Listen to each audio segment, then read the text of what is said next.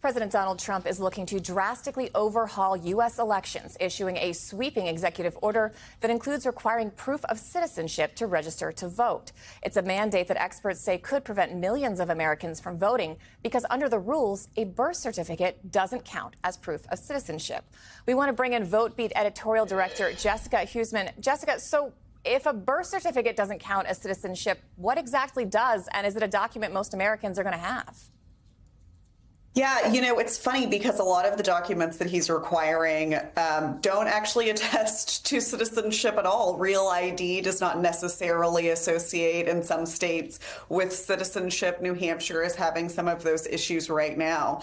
And so it's a strange list of documents. It's clearly been written by a group of people who don't know a lot about how elections are administered or how government documents how the government documents citizenship on identification.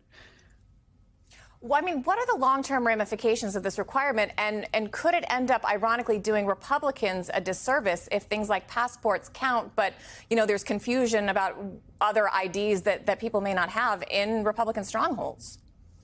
Yes, I do think that this is going to affect Republicans, and in some parts of the country, it's going to affect Republicans specifically. So we talked to a clerk in Michigan yesterday who is in a rural part of the state, extremely Republican. Her clerk's office is only open part-time. And so there's a limited range of opportunities for people to come and show her documentation in person. So that's going to be a limitation and definitely an impediment in the long run. There's also, just a huge impact on military and overseas citizens for this. And so, I know Trump considers the military part of really his most important group of supporters. And so it's striking to me that he has not put in a military exception for the late ballot counting, for example. And so I think that might really hurt him, for example, as well. There are states that do not accept ballots after Election Day, but do make an exception for military and overseas voters whose mail can be delayed for a number of reasons that are completely beyond their control.